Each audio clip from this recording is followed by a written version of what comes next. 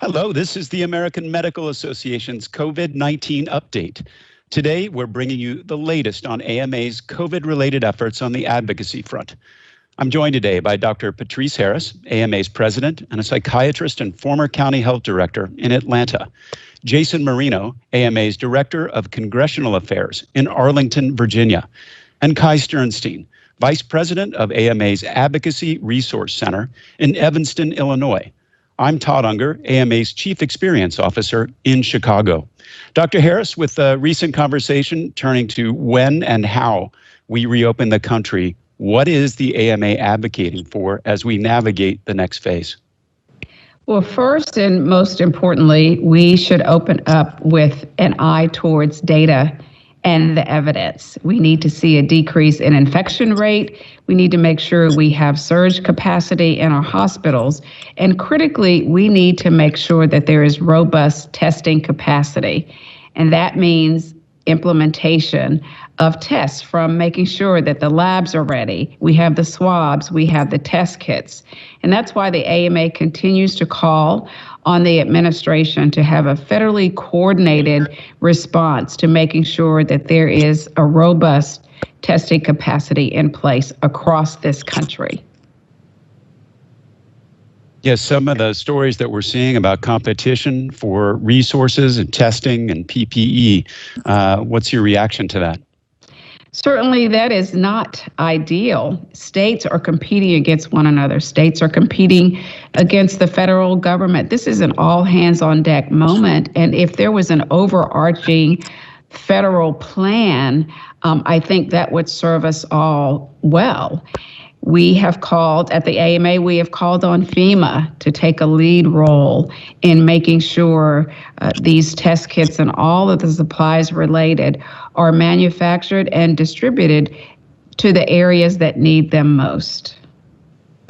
Jason, in the world of financial impact, more discussions going on in Congress about alleviating that. What is the AMA doing at the federal level about easing financial strain on physicians and protecting the access to care? Yes, so right now we're working on, so there's been recently a couple of weeks back, there was the CARES Act. Now we're working on what's called CARES 3.5 bill. This is because the House of Representatives and the Senate have gone home and they're not coming back until May 4th, but they're operating under what's called unanimous consent. So everyone in the Senate has to agree. One senator can block it. The House has to call people back if they're not agreeing to unanimous consent, and they have to call back to get a quorum. So in this environment, we're trying to find what can we pass, big picture, that's immediate relief.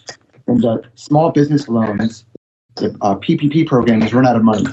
And so there's an effort right now. The Senate is going to come back into session for pro forma at 4 o'clock, and they're going to try and pass a potentially $310 billion punishment for the small business program. They're also going to replenish what's called the Public Health Emergency Fund, which are grants to physicians and hospitals and others, at $75 billion.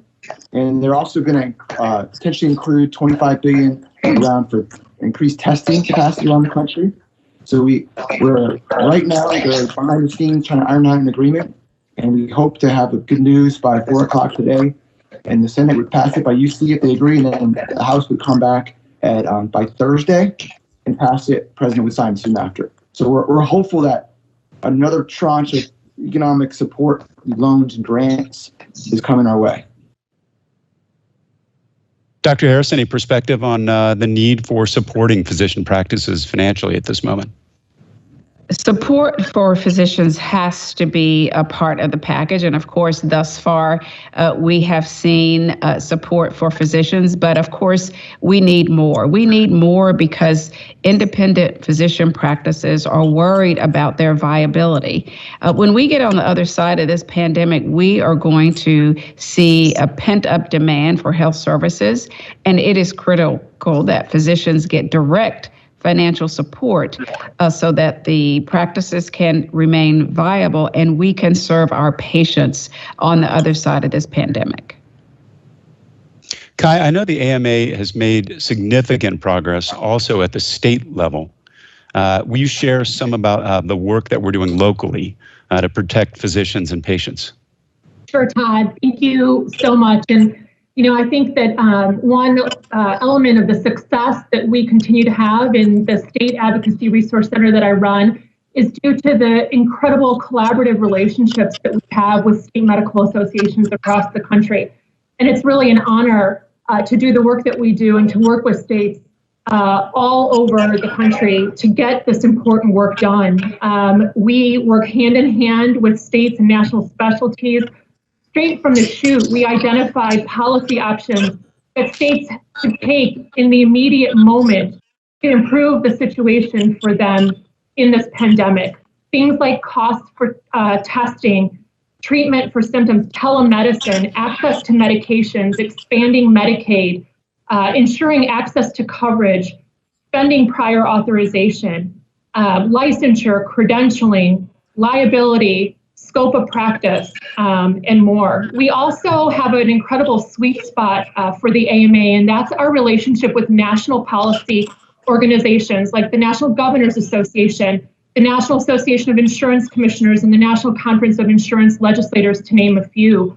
Those policymakers, those regulators in the states have been scrambling from day one, and we're there to help provide guidance and provide them with things that they could do immediately to make sure that physicians are protected as well as patients.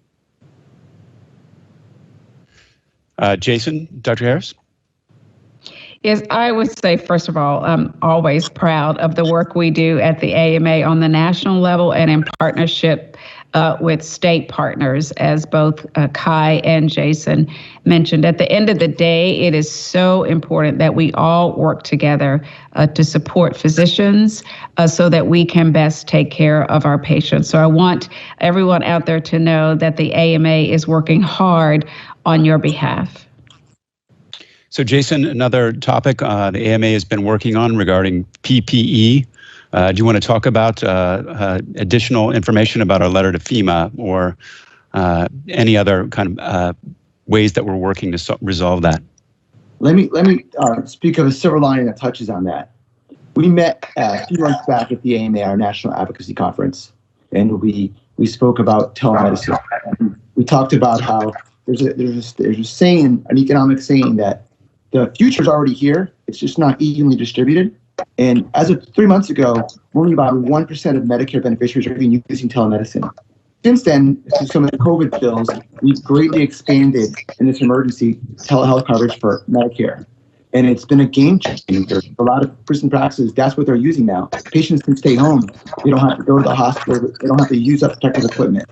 It's gone so well that now you see disparity in private plans, private ERISA plans, that the states can't regulate. And we're seeing a push by insurers to step up and also to offer, expand their coverage for telemedicine. And that is one key way of keeping people out of the out of the emergency rooms, out of facilities where they have to use protective equipment. Also, on the issue of protective equipment, we've written a letter to FEMA, strongly encouraging them to centralize and take control of the distribution. We don't like to hear anecdotes of some states getting more than they need, other states not getting enough. And so we are encouraging them to stay organized and centralized and get equipment where it's needed. And Todd, if I could add one more thing, because the AMA has for several weeks now called on the president to fully engage on the Defense Production Act. I mean, that will just go such a long way in getting physicians on the front lines, the PPE that is needed now. But as we think about reopening, it will be needed even more. And the test kits and all the supplies, the reagents, the chemicals, the nasal swabs. So the AMA continues to call on the president to fully engage on the Defense Production Act so that we can get the supplies that we need now. And the supplies that we are going to need in even greater numbers as we open up. Also, if I could, real quick, yes, just to tag on to what Jason talked about, I think it's important for the audience to know, physicians to know, that our work at the state level is tied so closely to the work that's done, the phenomenal work at the federal level. We work so closely with Jason and his team, and in fact, everyone in the DC office, the different units. And telemedicine is a great example of that. Once we got our accomplishments at the federal level, we took it to the state level, and we figured out really early on that there were state laws that were not in place that needed to be, that would ensure broad coverage. and payment, and that would push the boundaries of the type of modalities such as phone visits. So we worked really closely with the states. We scoured executive orders and all the bulletins that were going on in all 50 states, and helped the state medical associations try to push for their relief the way that they needed to. We're still in the middle of it. There's still a lot of work to be done, but I'm really proud of that work. And it's just a great example of how we work together within the AMA, all facets of advocacy to get this good work done. I think another great example of that kind of federal and state advocacy work together is in the area of opioid treatment programs. There's obviously concern about the continuation of those in the face of the pandemic. Any comments on AMA's advocacy work in those areas?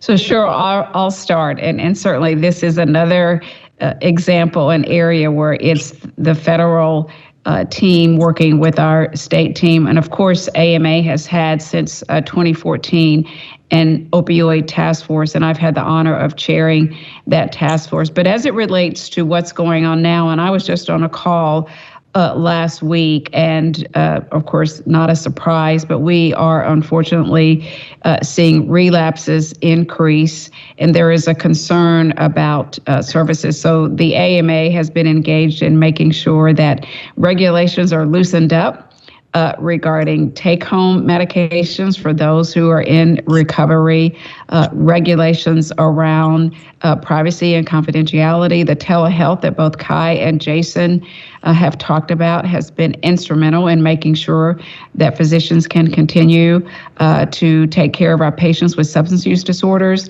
So again, COVID-19 is amplifying other health needs. We cannot forget about those health needs, and the AMA is not forgetting about those issues, particularly around the opioid epidemic and those who have a substance use disorder. If I can jump in, we're so lucky to have the leadership of Dr. Harris when it comes to our opioid task force. And, from the very beginning, we were incredibly concerned that within the pandemic, you were going to have negative impacts on patients with both opioid use disorder and patients that have pain. And once we realized what was happening, we stepped in and gave 3 to-dos to the state medical associations that they could really quickly start working on. One, we asked states to immediately adopt new DEA and SAMHSA guidance, allowing patients with opioid use disorder to receive their medications via telemedicine evaluations and prescribing, like Dr. Harris said. 2, we asked states to follow leading states like Minnesota and Maine and take action to increase the ability of patients with pain to get refills and to access things like sterile needles and syringes to prevent spread of infectious disease. And finally, 3, we told states not to forget to keep working on mental health and substance use disorder parity. So incredibly important. We are there leading the way every day, pushing the states, our colleagues, on this incredibly important issue throughout this pandemic. Well, thank you, Kai. That's it for today's COVID-19 update. I want to thank today's guests, Dr. Patrice Harris, Jason Marino, and Kai Sternstein for being here today.